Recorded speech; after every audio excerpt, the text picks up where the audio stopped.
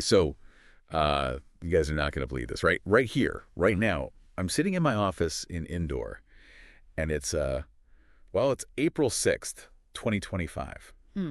My chai's gone cold, but I can't tear myself away from this story. It's like something straight out of, like Jolly LOB2. Oh, wow. That whole underdog versus the system, the whole bit. Yeah. Except this is actually happening right here in Madhya Pradesh.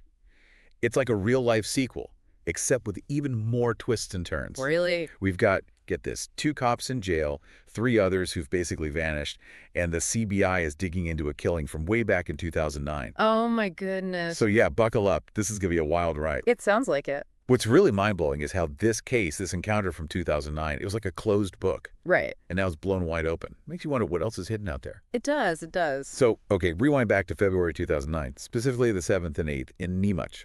Now, Neemuch, it's a pretty quiet district, known mostly for its opium fields. Oh. Not exactly a crime capital. But that's where the police say they took down this big-time drug smuggler, Banshi Gurjar, in a shootout. Their story was pretty straightforward. They tried to arrest him. He pulled a gun. They had to, use lethal force. I see. End of story. At least that's what it seemed like at the time. Yeah, that initial account seemed pretty cut and dry. The police were just doing their job. It's how these narratives usually go, right? Exactly. But fast forward a couple of years, 2011, same place, Neemuch. Okay. Another drug smuggler, Gansham Dakad, turns up dead this time in a road accident. Seemed like another open and shut case, right? Yeah. Police identify the body, file the report, case closed. But wait for it. Oh. September 2012.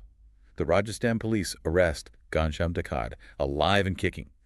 Turns out he faked his own death with someone else's ID. Oh, wow. And guess who helped him pull it off? None other than Banshi Gurjar, the guy who was supposedly killed in that shootout in 2009. He was alive! That's incredible! Yep, and to top it all off, Banshi himself got arrested later that year in Ujjain, and now he's out on bail. So here's the big question. If Banshi Gurjar is alive and well, then who did the police kill back in 2009? That's a huge question. I mean, their whole story just falls apart. If they could fake one death, who knows what else they might have done. Exactly. Now, this is where Mulchan Kinchi comes in, a local journalist in Neemuch. This guy was having none of it. He smelled a rat from the very beginning. Good for him. In 2013, he filed a petition in the Madhya Pradesh High Court demanding a CBI investigation. He went straight to the top. He basically said, look, this is fishy. Something's not right here. And guess what? In 2014, the High Court agreed and ordered the CBI to investigate the whole thing. It's amazing what one determined person can do. I know, right? But Mulchan, he didn't stop there. Just recently, he filed another plea asking for a status report from the CDI, 10 years after the initial killing. Wow. From what I hear, his sources are saying that the CBI has now identified the person who died back in 2009. And that's what led to those recent arrests. He's also alleging that around 24 police personnel, from constables to a retired inspector general, were all involved in this mess in some way. And the most important thing he's demanding is accountability. Yeah. How could these officers be promoted when these serious allegations were hanging over their heads? It's mind-boggling. It really makes you question the whole system. So here we are in 2025, and things are finally starting to move. Last week, the CBI arrested Deputy SP Gladwin Edward Carr and Head Constable Niraj Pradhan. Wow. They were brought before a court here in Indore, and now they're in custody. So they're actually going after people involved in the original incident. Yep. But wait, it gets even crazier. 3 other high-ranking officers have suddenly gone on, shall we say, extended leave. Oh. We're talking additional SP Anil Patidar from Barwani, CSP Vivek Gupta from Pithampur, and ACP Mukhtar Qureshi from the crime branch, all citing personal reasons, family illnesses, that sort of thing. And the timing, well, let's just say it's a little suspicious, don't you think?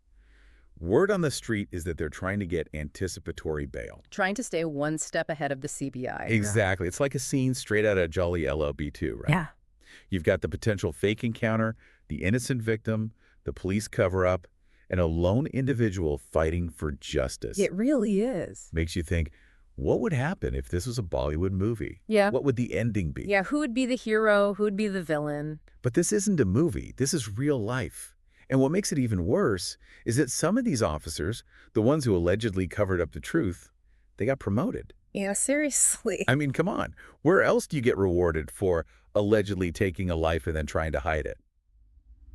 And the saddest part, we still don't even know who the real victim was back in 2009. Oh, my goodness. From what I've heard, it could have been someone completely innocent, just in the wrong place at the wrong time, and those officers who suddenly decided to take personal leave, come on, that's just too convenient. It does raise a lot of questions. It does.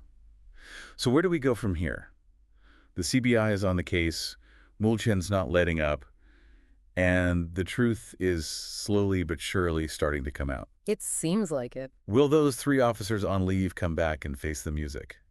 Will those who've been arrested actually cooperate? And most importantly, will we finally learn the identity of the person who was killed all those years ago? It's going to be fascinating to see how this unfolds. It really is. This whole thing is a crazy mix of the shocking, the unbelievable, and even in a weird way, the entertaining, although that feels kind of wrong to say, given the gravity of the situation. It's like we've got a potential fake encounter, a drug smuggler who's a master of disguise, a journalist who's a total bulldog, and police officers who are allegedly trying to sweep everything under the rug. It highlights how complicated and flawed the system can be sometimes. It does. And yet, despite the darkness of it all, Mulchen's fight for justice, it's inspiring. It is. It really is. It shows that one person can make a difference. It does.